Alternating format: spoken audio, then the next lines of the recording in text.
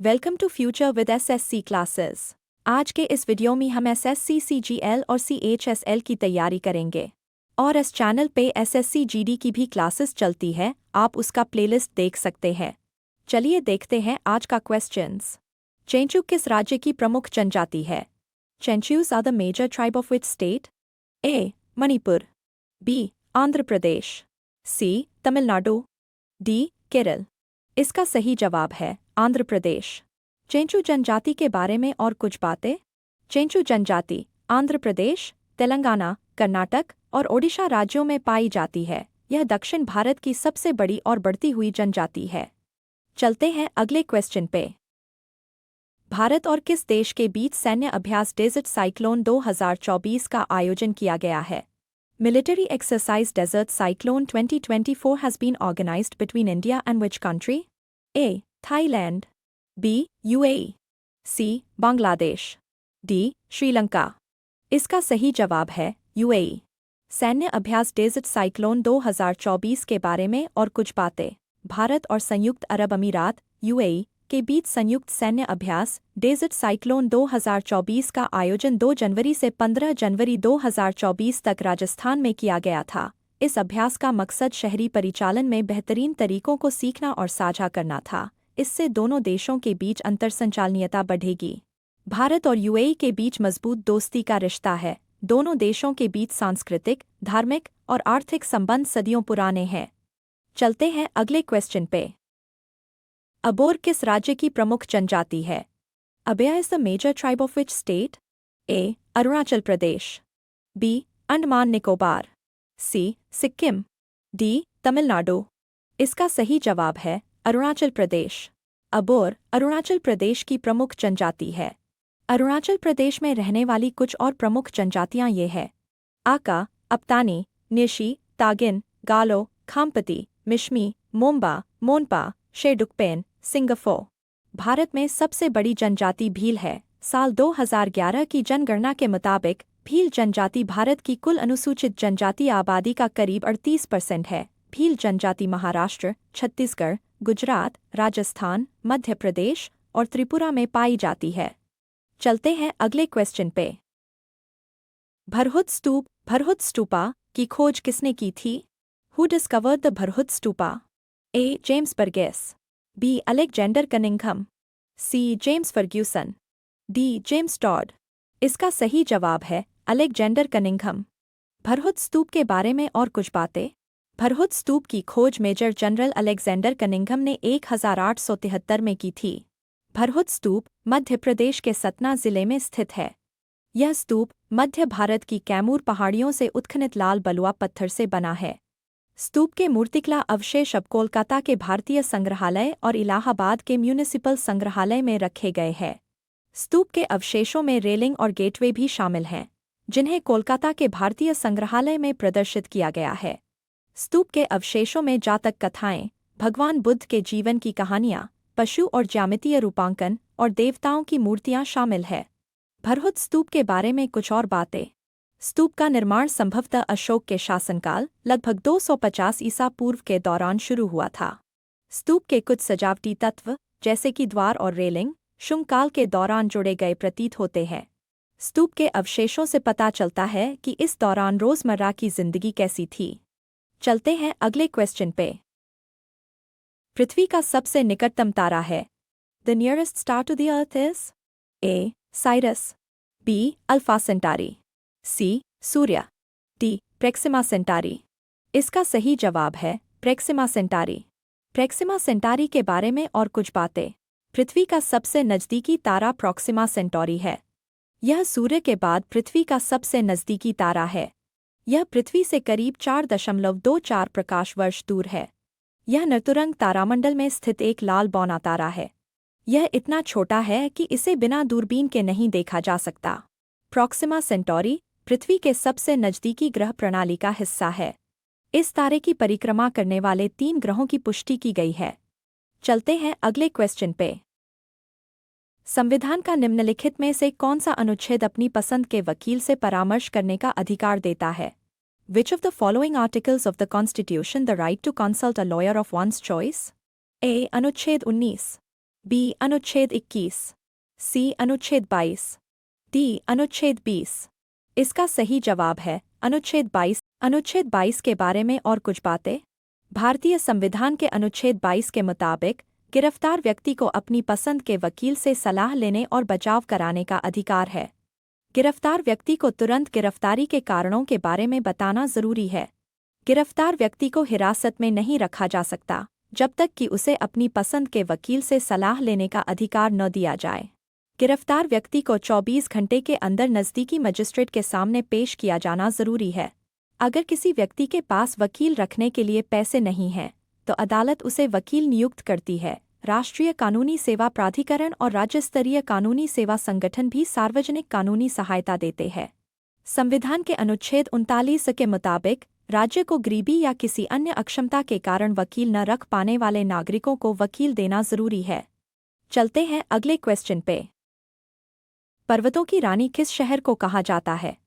Which city is called the Queen of Mountains? A. Mussoorie, B. Meghalaya, C. Madurai, D. Dungarpur. इसका सही जवाब है मसूरी। मसूरी के बारे में और कुछ बातें। मसूरी को पहाड़ों की रानी कहा जाता है। यह उत्तराखंड के देहरादून जिले में स्थित है। मसूरी देश के सबसे लोकप्रिय हिल स्टेशनों में से एक है। यह नई दिल्ली से करीब 290 किलोमीटर दूर है। मसूरी की औसत ऊंचाई 2005 मीटर 6578 फुट है। मसूरी को गंगोत्री और यमुनोत्री तीर्थस्थलों का प्रवेश द्वार भी कहा जाता है। मसूरी से बद्रीनाथ, केदारनाथ, बंदरपुंछ, श्रीकांत और नंदादेवी चोटियों को देखा जा सकता है। मसूरी के पास कैंपटी झील एक बहुत ही बढ़िया पर्यटन स्थल है। मसूरी की खोज कैप्टन यंग, एक साहसी सैन्य अधिकारी ने 1827 में की थी। चलते हैं अगले क्वेश्चन पे। निम्नलिखित में से कौन हरित क्रांति से संबंधित नहीं है? Which of the following is not related to Green Revolution? A. Chidambaram Subramaniam, B. M.S. Swaminathan, C. P. Chidambaram, D. Norman Borlaug. इसका सही जवाब है P. चिदम्बरम। हरित क्रांति के बारे में और कुछ बातें। चिदम्बरम सुब्रमण्यम, M.S. स्वामीनाथन और नॉर्मन बोरलॉग हरित क्रांति से जुड़े प्रमुख व्यक्ति हैं। चिदम्बरम सुब्रमण्यम ने भारत में उच्च उपज वाली किस्मों के बीजों और आधुनिक कृषि तकनीकों की शुरुआत और प्रचार में महत्वपूर्ण भूमिका निभाई।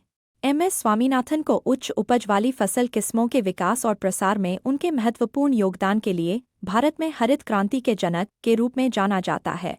नॉर्मन बोरलॉग एक अमेरिकी कृषि वैज्ञानिक थे, जिनके उच्च उपज वाले गेहूं की किस्मों पर काम ने उन्हें नोबेल शांति पुरस्कार दिलाया और खाद्य उत्पादन पर वैश्विक प्रभाव पड़ा। दूसरी ओर पी. चिदम्बरम एक प्रमुख भारतीय राजनीतिज्ञ और वकील हैं, जिन्होंने भारत के वित्त मंत्री और गृह मंत्री के रूप में कार्य किया है, लेकिन हरित क्रांति से जुड़े नहीं हैं। चलते हैं अगले क्वेश्चन पे। सोनल मानसिंह किसके लिए प्रसिद्ध है? Sonal Mansingh is famous for A. खेलना, B. गायन, C. अभिनय, D. नृत्य। इसका सही जवाब है नृत्य। सोनल मानसिंह के बारे में और कुछ बातें। सोनल मानसिंह एक भारतीय शास्त्रीय नृत्यांगना है और भरतनाट्यम और ओडिसी नृत्य शैली की गुरु है। उन्हें शास्त्रीय नृत्य के क्षेत्र में उनके योगदान के लिए कई राष्ट्रीय और अंतर्राष्ट्रीय संगठनों से प्रशंसा मिली है। सोनल मानसिंह को उनके योगदान के लिए पद्म भूषण और पद्म विभूषण से सम्मानित किया गया है। साल 1992 में उन्हें पद्म भूषण से सम्मानित किया गया था। उस समय वे पद्म भूषण पाने वाली सबसे कम उम्र की व्यक्ति थी। साल 2003 में उन्हें पद्म विभूषण से सम्मानित किया गया था। उस समय वे पद्म विभूषण पाने वाली पहली भारतीय महिला नर्तक थी। चलते हैं अगले क्वेश्चन पे। क्रिप्स मिशन भारत में किस वर्ष आया था? In which year did the Cripps mission come to India? A. 1932, B. 1922, C. 1952, D. 1942। इसका सही जवाब है 1942। क्रिप्स मिशन के बारे में और कुछ बातें। क्रिप्स मिशन भारत में मार्च 1942 में आया था। इस मिशन के प्रस्तावों को भारतीय राष्ट्रीय कांग्रेस और मुस्लिम लीग ने अस्वीकार कर दिया था। महात्मा गांधी ने क्रिप्स के प्रस्तावों को विफल बैंक पर पोस्ट डेटेड चेक के रूप में वर्णित किया था। इस मिशन की असफलता के कारण भारत के संविधान का मुद्दा कुछ समय के लिए स्थगित कर दिया गया था। चलते हैं अगले क्वेश्चन पे।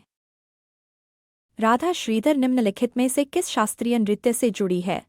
Radha Sridhar is associated with which of the following classical dance forms? A Sattriya, B Manipuri, C Kathak, D Bharatanatyam. इसका सही जवाब है भरतनाट्यम। राधा श्रीधर के बारे में और कुछ बातें। राधा श्रीधर भरतनाट्यम से जुड़ी है। भरतनाट्यम भारत के सबसे पुराने शास्त्रीय नृत्यों में से एक है। राधा श्रीधर ने भरतनाट्यम के प्रचार और शिक्षण में अहम योगदान दिया है। उन्हें इस कला रूप के प्रति समर्पण के लिए सराहा जाता है। साल 2018 में भरतनाट्यम में उनके योगदान के लिए उन्हें संगीत नाटक अकादमी पुरस्कार मिला था। चलते हैं अगले क्वेश्चन पे। निम्नलिखित में से पल्लव राजवंश की राजधानी कौन सी थी? Which of the following was the capital of the Pallava dynasty?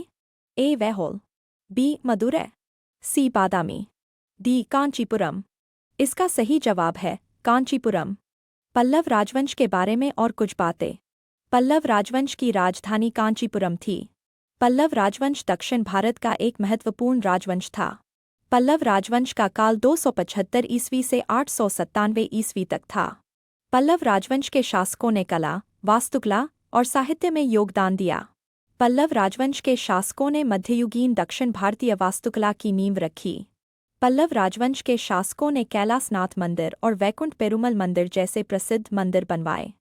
Pallav राजवंश के शासकों ने द्रविड़ वास्तुकला में एक नई शैली लाने का काम किया। इस शैली को प्रसिद्ध कला इतिहासकार गैब्रियल जोवो डे ब्रेयुइल ने महेंद्र शैली के नाम से जाना है। पल्लव राजवंश के शासकों ने कांचीपुरम को शिक्षा का प्रमुख केंद्र बनाया था। कांचीपुरम को अक्सर हजार मंदिरों का शहर कहा जाता है। चलते हैं अगले क्वेश्चन पे। हड़प्पा की सभ्यता किस युग की थी? Which era did the Harappan civilization belong to? A. कांस्य युग, B. नवपाषाण युग, C. पुरापाषाण युग, D. लौह युग। इसका सही जवाब है कांस्य युग। हड़प्पा सभ्यता के बारे में और कुछ बातें। हड़प्पा सभ्यता कांस्य युग की सभ्यता थी।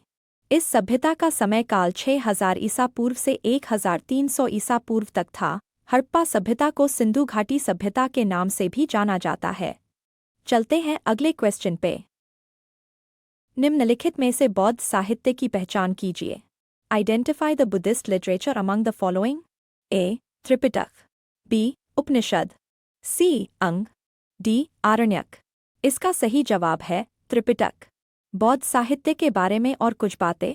बौद्ध साहित्य की पहचान त्रिपिटक से होती है। त्रिपिटक बौद्ध धर्म के पवित्र ग्रंथ है। इन्हें 3 टोकरियां भी कहा जाता है। ये बौद्ध धर्म के सबसे महत्वपूर्ण और आधिकारिक ग्रंथ है। इन ग्रंथों को पाली भाषा में लिखा गया है और विभिन्न भाषाओं में अनुवादित किया गया है। इनका रचनाकाल 1ली सदी ईस्वी से 3री सदी ईस्वी तक है। ये सभी सिंहल देश यानी कि श्रीलंका में लिखे गए हैं। त्रिपिटक 3 खंडों में बंटे हुए हैं। विनय पिटक, सुत्त पिटक, अभिधम्म पिटक। चलते हैं अगले क्वेश्चन पे। 2023 में वनडे क्रिकेट विश्व कप का कौन सा संस्करण भारत में आयोजित किया गया था? Which edition of the ODI Cricket World Cup was held in India in 2023? A. 14वां, B. 16वां, C. 13वां, D. 15वां। इसका सही जवाब है 13वां। 2023 में वनडे क्रिकेट विश्व कप के बारे में और कुछ बातें। 2023 में वनडे क्रिकेट विश्व कप का 13वां संस्करण खेला गया था। एक दिवसीय क्रिकेट विश्व कप हर 4 साल में आयोजित किया जाता है और इस प्रतियोगिता में शानदार प्रदर्शन करना किसी भी क्रिकेटर के लिए गर्व की बात होती है। चलते हैं अगले क्वेश्चन पे। बादामी क्रांति का संबंध किससे है? Almond revolution is related to what? A. फल उत्पादन, B. उर्वरक उत्पादन, C. बायोडीजल उत्पादन, D. मसाला उत्पादन। इसका सही जवाब है मसाला उत्पादन। मसाला उत्पादन के बारे में और कुछ बातें। बादामी क्रांति का संबंध मसाला उत्पादन से है। भारत में मसालों का उत्पादन, उपभोग और निर्यात सभी क्षेत्रों में देश का नाम सबसे ऊपर है। भारत में कई तरह के मसालों का उत्पादन होता है और इनकी खेती का इतिहास हजारों साल पुराना है। भारत में मसालों का उत्पादन करने वाले प्रमुख राज्य ये रहे: मध्य प्रदेश, राजस्थान, गुजरात, आंध्र प्रदेश, तेलंगाना, कर्नाटक, महाराष्ट्र, असम, उड़ीसा, उत्तर प्रदेश, पश्चिम बंगाल, तमिलनाडु और केरल। चलते हैं अगले क्वेश्चन पे। प्रारंभिक बौद्ध धर्म ग्रंथों की रचना किसमें की गई थी? Early Buddhism where were the texts composed? A. Prakrit पाठ, B. पाली, C. संस्कृत पाठ, D. चित्रलेखीय पाठ। इसका सही जवाब है पाली। प्रारंभिक बौद्ध धर्म ग्रंथों की रचना पाली भाषा में की गई थी। महात्मा बुद्ध ने अपने उपदेश पाली में दिए थे ताकि आम जनता उन्हें आसानी से समझ सके। त्रिपिटक पाली भाषा में रचित एक महत्वपूर्ण ग्रंथ है। आज के लिए इतना ही। मैं मिलूंगी न्यू वीडियो में न्यू क्वेश्चन के साथ। तब तक के लिए आप अपना तैयारी करते रहिए। Thanks for watching.